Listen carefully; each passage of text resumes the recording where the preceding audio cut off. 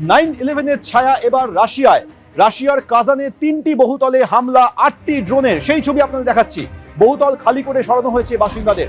হামলার জন্য ইউক্রেন দায়ী বলে দাবি করেছে রাশিয়া। প্রতিক্রিয়া মেলেনি ইউক্রেন সরকারের। ভয়ঙ্কর স্মরণ করিয়ে দিচ্ছে ওয়ার্ল্ড ট্রেড সেন্টারে টুইন টাওয়ার ধ্বংসের সেই ছবি।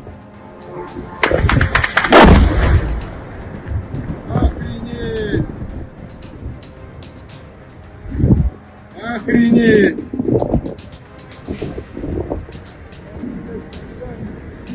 Вот это пиздец! Охренеть! А там народ.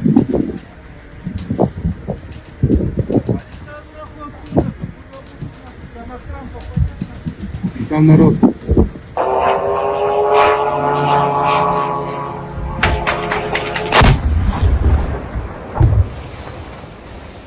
9/11-এর ছায়া এবার রাশিয়ায়। রাশিয়ার কাজানে 3টি বহুতলে হামলা, 8টি ড্রোনের। বহুতলে হামলা, 8টি ড্রোনের, বহুতল খালি করে সরানো হয়েছে বাসিন্দাদের। দুটি ছবি আপনাদের পাশাপাশি দেখাচ্ছি। 23 বছর আগে 2001-এর 11ই সেপ্টেম্বর যে ভয়াবহ হামলা হয়েছিল আমেরিকার টুইন টাওয়ারে, একই একে সেই ধাঁচে এবার রাশিয়ার কাজানে 3টি বহুতলে 8টি ড্রোনের হামলা।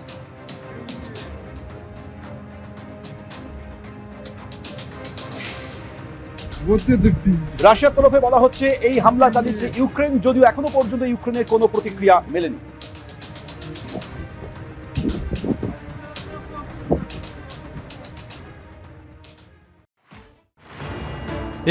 অগস্ট 2019 বউবাজারে দুর্গাপিতুরি লেন ও শ্যাকরাপাড়া লেনে ধসে যায় বহু বাড়ি।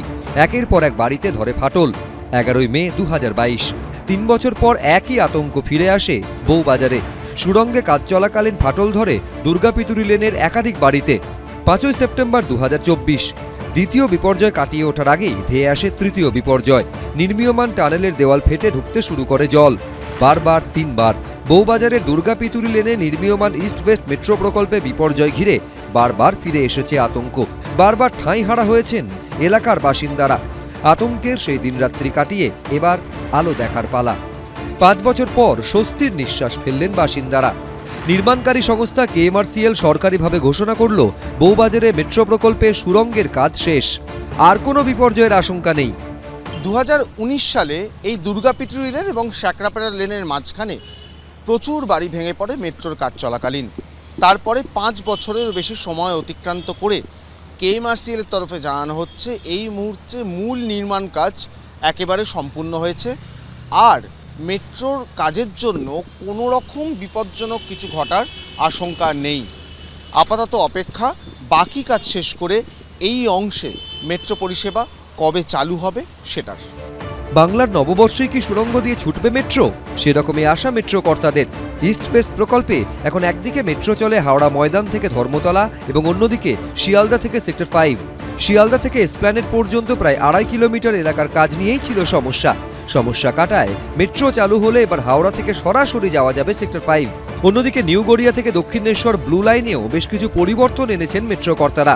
এতদিন নিউ গড়িয়া থেকে সব মেট্রো দক্ষিণেশ্বর পর্যন্ত যেত না, কিছু যেত দক্ষিণেশ্বর, কিছু থেমে যেত দমদমে। ফলে নোয়াপাড়া, বরানগর, দক্ষিণেশ্বর স্টেশন থেকে মেট্রো পেতে কখনো কখনো অপেক্ষা করতে হতো 18 মিনিট। কর্তৃপক্ষের সিদ্ধান্ত, সোমবার থেকে সব ট্রেনই নিউ গড়িয়া থেকে দক্ষিণেশ্বর যাবে। পাশাপাশি সোম থেকে শুক্রবার নিউ গড়িয়া থেকে দক্ষিণেশ্বর সারাদিনই মেট্রো চলবে 7 মিনিট অন্তর। আগে অফিস টাইমে 7 মিনিট অন্তর মেট্রো মিললেও পরে দুটি ট্রেনের ব্যবধান বেড়ে হতো 10 এবং 15 মিনিট। অরিত্রিক ভট্টাচার্য, এবিপি আনন্দ, কলকাতা।